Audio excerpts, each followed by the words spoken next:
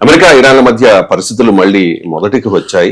ఇరాన్లోని క్షిపణి డ్రోన్ స్థావరాలు అలాగే రక్షణ వ్యవస్థలపై అమెరికా అటాక్స్ చేస్తే ప్రతిగా గల్ఫ్ లోని అమెరికా స్థావరాలపై ఇరాన్ విరుచుకుపడింది. ఇరాన్ తో ఒప్పందం ముగిసినట్టే, ఇక టైం వేస్ట్, చర్చలు జరిగినా కూడా టైం వేస్ట్ అని చెప్పి ట్రంప్ అంటూ ఉన్నారు. సార్, పరిస్థితి మళ్లీ మొదటికి రావడానికి గల కారణాలేంటి? అండ్ మళ్లీ పూర్తి స్థాయిలో యుద్ధం స్టార్ట్ అయ్యే అవకాశాలు ఉన్నాయా? యుద్ధం మళ్ళీ పూర్తి స్థాయిలో అవకాశాలు నన్నెట్లా చెప్పంటారండి, నాకు ఎలా తెలుస్తుంది? మన ప్రతిదాన్ని ఆఖరికి వారిని కూడా స్పెక్యులేట్ చేసే దశకు రాకూడదు. ఏదో ఎన్నికలు, రాజకీయ పరిణామాలు స్పెక్యులేట్ చేయొచ్చు, కానీ యుద్ధాన్ని కూడా జరుగుతున్న పరిణామాలను అబ్జర్వ్ చేసేవాడు యుద్ధాన్ని స్పెక్యులేట్ చేయాలి. అందులో ట్రంప్ వ్యవహారం విషయంలో అసలే స్పెక్యులేట్ చేయలేదు. ఇప్పటికి కూడా యుద్ధం మళ్ళీ మొదలైంది అని కూడా చెప్పలేము. దాడులు మళ్ళీ మొదలయ్యాయి, ఇవి కొనసాగుతాయా ఆగుతాయా ఎవరమో చెప్పలేము. అందువల్ల అది first point, no speculation. Second point ఏంటి అంటే, ఎందుకు ఈ పరిస్థితి ఏర్పడింది? ఈ పరిస్థితి ఏర్పడటానికి ప్రధాన కారణం ఏంటంటే, ఈ యుద్ధం అనంతరం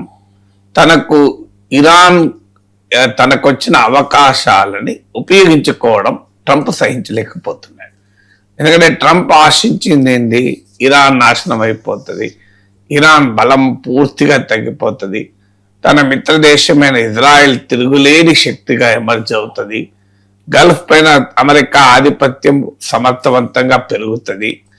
ఈ అంచనాలతో వార్ మొదలు పెట్టాడు. కానీ డామిట్ కథ పూర్తిగా అడ్డం తిరిగి ఇప్పుడు ఇరాన్ ఈ వార్ను ఒక ఆపర్చునిటీగా మార్చుకుంటోంది.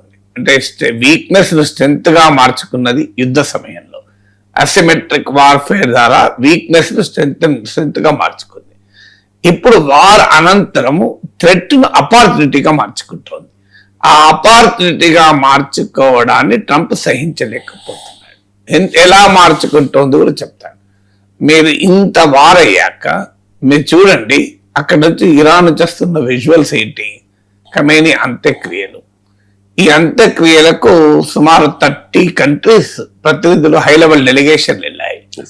రష్యా, చైనా ఎలాగో వెళ్తాయి, ఇరాన్తో మొదటి నుంచి సంబంధాలు. ఈ వార్ సమయంలో ఇజ్రాయెల్ వైపు కంప్లీట్ గా ఒక వైపు ఒరిగిన భారతదేశం, అయతుల్లా అలీ ఖమేనీ మీరు అంతం చేసినప్పుడు శ్రద్ధాంజలి పక్క పెట్టు, సంతాపం కూడా చెప్పని భారత ప్రతినిధి వర్గం కూడా అక్కడే ఉంది. అలాగే మీకు ఇరాన్ తో ఈ వార్ సమయంలో కూడా ఘర్షణ పడ్డ సౌదీ అరేబియా, ఖతార్ ప్రతినిధి వర్గాలు కూడా ఇరాన్ లో ఉన్నాయి. సౌదీ అరేబియా, ఖతార్ ప్రతినిధి వర్గాలు ఉండడం అంటే మీరు ఆలోచించండి. అలాగే ఈజిప్ట్ ఇస్లామిక్ ప్రపంచంలో ఒక బలమైన దేశం. అలాగే మీకు ఆర్మేనియా ఎక్కడో ఉన్న దేశం అది. సో ఆర్మేనియా ప్రతినిధి వర్గం ఉంది, పాకిస్తాన్ ప్రతినిధి వర్గం ఉంది, అలాగే తాలిబాన్ ప్రతినిధి వర్గం కూడా ఉంది. మీరు లేనిది ఎవరు అంటే ఎంటైర్ వెస్ట్ అమెరికా, యూరోపియన్ డెలిగేషన్లు ఎవరు వెళ్ళలేదు. ఆఫ్రికాలో కూడా ఎక్కువ దేశాలు వెళ్ళలేదు. ఈ రీజన్ లో వెళ్ళని దేశాలు ఏంటంటే యునైటెడ్ అరబ్ ఎమిరేట్స్, మీకు బెహరిన్ వెళ్ళలేదు. ఇలా 2-3 దేశాలకు చెందిన వాళ్ళు మాత్రమే వెళ్ళలేదు. యుఏఈ, బెహరిన్, వీళ్ళు కువైట్, ఈ 3 దేశాలు ఇరాన్ దాడుల్ని బాగా అనుభవించారు కనుక వాళ్ళు వెళ్ళలేదు. సో ఈ పరిణామాలు చూస్తే ఏమర్థమవుతుంది? ఇంత వార్ తర్వాత కూడా ఇరాన్ ఐసోలేట్ కాలేదు. ఇరాన్ కు ప్రపంచంలో సపోర్ట్, సాలిడారిటీ మిత్ర దేశాలు ఉన్నాయి. మీకు ఇరాన్ నాయకుడు అమెరికా, ఇజ్రాయెల్ దాడుల్లో మరణించిన నాయకుని అంత్యక్రియలకు అమెరికా మిత్ర దేశాలైన సౌదీ అరేబియా, ఖతార్లు కూడా వెళ్ళాయి గమనిస్తే. సో పాకిస్తాన్ వెళ్ళింది, అమెరికా మిత్ర దేశాలు, బలమైన దేశాలైన రష్యా, చైనా వెళ్ళాయి. ఇండియా లాంటి దేశాలకు కూడా తమ ప్రతినిధి వర్గాన్ని పంపించక తప్పనిసరి పరిస్థితి ఏర్పడింది. సో దీన్ని బట్టి ఏమర్థమవుతుంది? Iran has become much stronger అని. ఎందుకు ఇప్పుడు భారతదేశం ఉదాహరణ తీసుకుంటే, మనం ఎందుకు ఇజ్రాయెల్ వైపు మోడీ ప్రభుత్వం పూర్తిగా ఒరిగింది? మోడీ కూడా నెతన్యాహు మాటలు నమ్మాడు, ట్రంప్ నమ్మినట్లు. అయిపోతుంది, ఒక 2 రోజుల్లో ఇరాన్ లో ఇస్లామిక్ రెజీమ్ పడిపోతుంది, మనకు అనుకూలమైన ప్రభుత్వం ఇరాన్ లో వస్తుంది అని చెప్పితే నమ్మాడు మోడీ. నమ్మి ఇరాన్ లో కొత్త ప్రభుత్వం వస్తుంది కదా, దీన్ని పాత ఇస్లామిక్ ప్రభుత్వం మనం డిజైన్ చేసుకుంటే ఏమవుతుంది అని డిజైన్ చేసుకున్నారు. కానీ అనుభవంలో ఏమైంది, రాలే. ఇప్పుడు మళ్ళీ ఈ ఇస్లామిక్ ప్రభుత్వంతోనే సంబంధాలు పెట్టుకోవడానికి మోడీ ప్రభుత్వం కూడా ప్రయత్నిస్తుంది. అంటే ఈ వార్ అయిపోయిన తర్వాత వార్లో మరణించినటువంటి ఖమేనీ అంత్యక్రియల్ని కూడా తాను మరింత స్ట్రాంగర్ గా ఎమర్జ్ అయ్యాను, మరింత రెసిలియంట్ గా ఉన్నాను అని ఇరాన్ ప్రపంచానికి చాటి చెప్తే ట్రంప్ భరించలేకపోతున్నాడు. ఈ ఖమేనీ అంత్యక్రియల విజువల్ చూస్తే ట్రంప్ కు ఒంటికాలు నిలేస్తున్నాడు. ఇది మొదటిది. రెండవది ఏంటి, ఈ వార్ వల్ల ఇరాన్ లో ఉన్న రెజీమ్ చేంజ్ కంప్లీట్ గా నాశనం అయిపోతుంది అని ట్రంప్ ఆశించాడు. కానీ ఏం జరిగింది, ఇప్పుడు ఏ ఖమేనీకి వ్యతిరేకంగానైతే, ఏ ఖమేనీ నిరంకుశ ఇస్లామిక్ పాలనకు వ్యతిరేకంగానైతే లక్షలాది మంది ఇరాన్ ప్రజలు తిరగబడ్డారు, ఇటీవల డిసెంబర్ 2025లో తిరగబడ్డారు, 2022లో తిరగబడ్డారు. దేనికి తిరగబడ్డారు? ఈ నిరంకుశ ప్రభుత్వానికి వ్యతిరేకంగా తిరగబడ్డారు, ఇస్లామిక్ మత చట్టాలకు వ్యతిరేకంగా తిరగబడ్డారు. ముఖ్యంగా మహిళల పట్ల ఈ ఇస్లామిక్ చట్టాలు అనుసరించిన వైఖరికి వ్యతిరేకంగా. కానీ వాళ్ళ అనుభవం ఏం చెప్తోంది, మీరు అదే ఇరాన్ లో లక్షలాది మంది ప్రజలు సుప్రీం లీడర్ కు శ్రద్ధాంజలి ఘటించడానికి రోజుల తరబడి వస్తున్నారు. అంటే వాళ్ళందరినీ బలవంతాన IRGC, Iranian revolutionary guard corps తుపాకీ పెట్టి రప్పించిన నమ్మగలమా? కోట్లాది మంది, 2 కోట్ల మంది వచ్చారని అంటున్నారు, 1 కోటి మంది వచ్చారంటున్నారు, రకరకాల లెక్కలు వస్తున్నాయి. ఆ లెక్కలు పక్క పెడితే లక్షల సంఖ్యలో జనమైతే వస్తున్నారు, అందులో అనుమానం లేదు. సో మరి వాళ్ళందరినీ ఏ నిరంకుశ ప్రభుత్వం కూడా తుపాకీ పెట్టి రప్పించలేదు. సో అందువల్ల Iran regime has become much stronger. ప్రజలకు ఇస్లామిక్ ప్రభుత్వానికి మధ్యలో ఉన్న గ్యాప్ కాస్త పోయింది ఈ యుద్ధం వల్ల అనేది అర్థమవుతుంది. అంటే ట్రంప్ అనుకున్న లక్ష్యానికి పూర్తి భిన్నంగా ఏ రెజీమ్ అయితే ట్రంప్ నాశనం చేయాలనుకున్నాడో ఆ రెజీమ్ బలోపేతమైంది చూస్తున్నాం మనం. రెండవది. మూడవది ఏంటి, straight of Hormuz. Straight of Hormuz ఈ వార్కు ముందు ఫ్రీగా ఉండే, ఏ ఇబ్బంది లేకుండే. వార్ తర్వాత ఇరాన్కి అర్థమైంది దీన్ని మనం కంట్రోల్ చేయగలము, దీన్ని మనం మానిటైజ్ చేసుకోగలము అని. ఇప్పుడు స్ట్రైట్ ఆఫ్ హార్మోజ్ ను మానిటైజ్ చేస్తానికి తనకున్న అవకాశాన్ని, అమెరికా యుద్ధం ద్వారా తనకిచ్చిన అవకాశాన్ని ఇరాన్ వదులుకోదలుచుకోలేదు. ఇది ట్రంప్ కు భరించలేని వాస్తవంలా కనబడుతుంది. ఎందుకంటే ఒక దశలో స్ట్రైట్ ఆఫ్ హార్మోజ్ ను విడిపించడమే తన గొప్ప విజయంగా ట్రంప్ చెప్పుకున్నాడు. నవ్వుతారు ఎవరన్నా, ఎందుకంటే అది యుద్ధానికి ముందే ఫ్రీగానే ఉంటే ఇప్పుడు ఈయన కొత్తగా ఫ్రీ చేస్తే ఏంటి. సో ట్రంప్ యుద్ధం వల్ల సాధించింది ఎక్స్ట్రా ఏంటి అంటే మరింత భారం ప్రపంచానికి సాధించాడు. అంటే మరింత ఇరాన్ కు లొంగిపోవాల్సి వచ్చింది. అందువల్ల ఆ స్ట్రైట్ ఆఫ్ హార్మోజ్, ఇప్పుడు ఈ లేటెస్ట్ దాడులు కూడా ఎలా స్టార్ట్ అయినాయి, స్ట్రైట్ ఆఫ్ హార్మోజ్ లో తన అనుమతి లేకుండా, తమకు సంబంధం లేకుండా 3 షిప్స్ వెళ్తుంటే ఇరాన్ అటాక్ చేసింది. దానికి కౌంటర్ గా అమెరికా ఇరానియన్ మిలిటరీ టార్గెట్స్ పైన అటాక్ చేసింది. దానికి కౌంటర్ గా ఇరాన్, బహ్రెయిన్, కువైత్ లో ఉన్న అమెరికా స్థావరాలపైన అటాక్ చేసింది.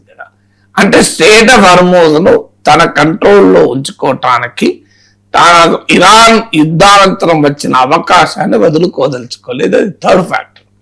ఫోర్త్ ఫ్యాక్టర్ ఏంటి, ఈ ప్రాంతంలో ఇరాన్ కంప్లీట్ గా డౌన్ అయిపోతుంది, ఇజ్రాయెల్ డామినేషన్ పెరిగిపోతుంది అని అనుకున్నాడు ట్రంప్. ఏం జరుగుతుంది, ఆఖరికి తన దాడులకు దెబ్బతిన్న సౌదీ అరేబియా, ఖతార్ లాంటి దేశాలకు కూడా ఇరాన్ ఖమేనీ అంత్యక్రియలకు డెలిగేషన్లు పంపారు.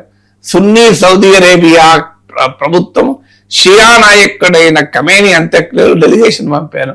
ఈజిప్ట్ వాడు పంపాడు, పాకిస్తాన్ వాడు పంపాడు, ఇరాన్ తో ఘర్షణ ఉండే తాలిబాన్ వాడు పంపాడు. సో ఏం చేయాలో అర్థం కాని పరిస్థితి ట్రంప్ కు దొరికింది. పైగా ఐదవది ఏంటి, అమెరికన్ సెక్యూరిటీ ఆర్కిటెక్చర్ పైన గల్ఫ్ దేశాల విశ్వాసం పూర్తిగా పోయింది. మీకు ఇరాన్ థ్రెట్ లేకుండా చేస్తానని యుద్ధం మొదలు పెడితే ఇరాన్ థ్రెట్ నుంచి అమెరికా తమను కాపాడలేదు అన్న విషయం ఇవాళ అమెరికా మిత్ర దేశాలకు అర్థమైపోయింది. మీరు 1979లో ఇరాన్ లో ఇస్లామిక్ రెవల్యూషన్ వచ్చి అప్పుడు సీనియర్ ఖొమైనీ అయిన ఆయతుల్లా రుహుల్లా ఖొమైనీ అయిన ఈయన ఆయతుల్లా అలీ ఖమేనీ.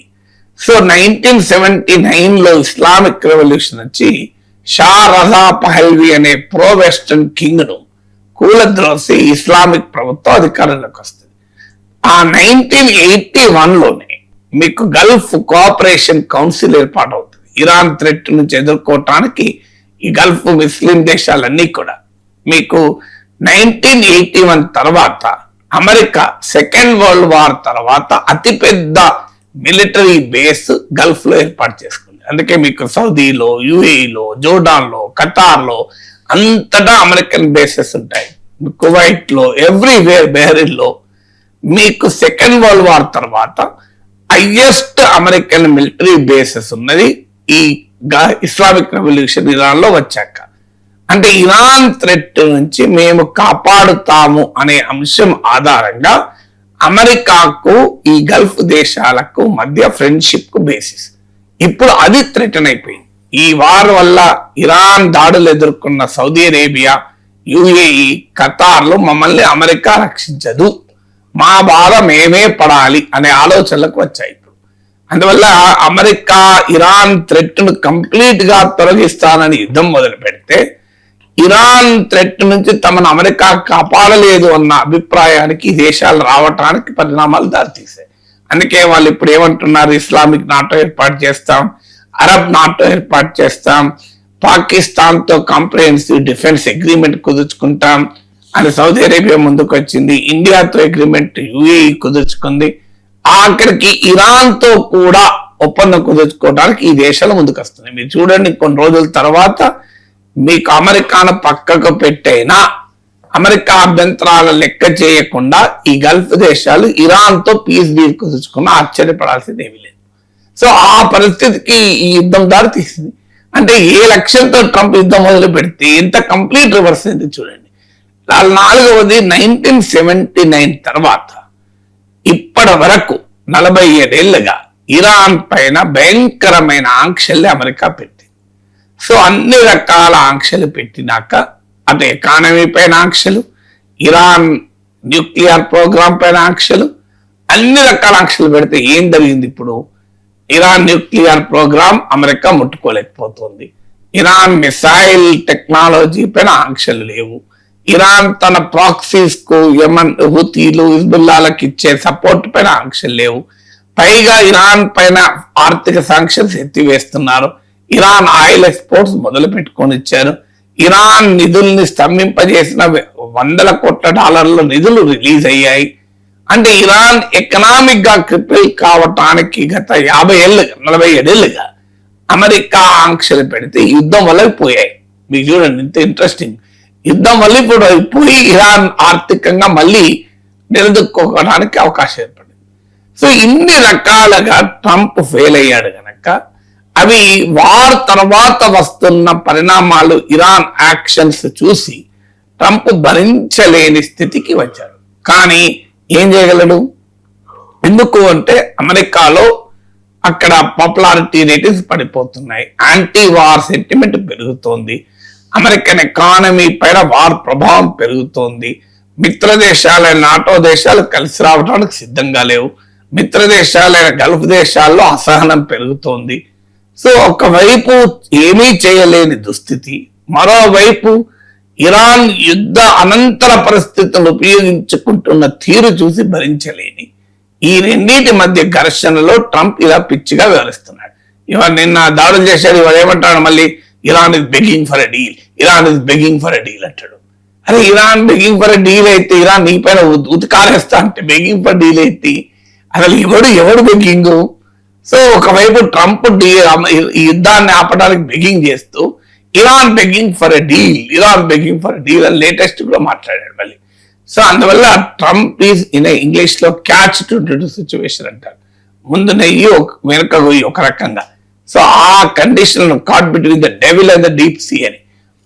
మీకు ఒకవైపు వెళ్తే దయ్యం మింగేస్తుంది, ఇంకోవైపు వేస్తే ఆ సముద్రంలో మునిగిపోతాడు. ఏం చేయాలో తోచని ఒక దిక్కుతోచని పరిస్థితిలో ఉండి రంకలేస్తున్నాడు తప్ప అల్టిమేట్ గా ట్రంప్ హాజ్ నో ప్లాన్. ఇప్పుడు మళ్ళీ దాడులు చేశాడు. ఏం చేస్తాడు? ఇప్పుడు ఇన్ని రోజుల దాడుల్లో ఇరాన్ నాశనం కానీ ఇప్పుడు ఈ తాజా దాడుల్లో ఇరాన్ నాశనం అవుతుందా? మరి ఈ సమస్యకి ఎక్కడ పరిష్కారం చెప్తాడు? ఇంకా తనకు తాను ఊబిలో కూరుకుపోతే ఎగ్జిట్ ప్లాన్ కూడా ఉండదు కదా. ఇప్పుడు ఇరాన్ ఓపెన్ గా చెప్పేసి ఏం చేసుకుంటే వేసుకోపో, మమ్మల్ని ముట్టుకుంటే మళ్ళీ మేము దాడులు చేస్తాం, స్ట్రైట్ ఆఫ్ హార్మోజ్ పైన మా కంట్రోల్ వదిలే ప్రసక్తే లేదు, నువ్వు ఏమన్నా చేసుకో, మేము మాపై దాడి చేస్తే మీ స్థావరాలని అటాక్ చేస్తాం అన్నట్టు అటాక్ కూడా చేస్తున్నాడు కదా. ఇన్ని రోజుల యుద్ధం తర్వాత కూడా ఇరాన్ స్ట్రైక్ కెపబిలిటీ ఎక్కడ నాశనమైంది, ఇంకా అటాక్ చేస్తూనే ఉన్నాడు కదా. అందుకే ట్రంప్ కు దిక్కుతోచని పరిస్థితిలో జరుగుతున్న పరిణామాలు.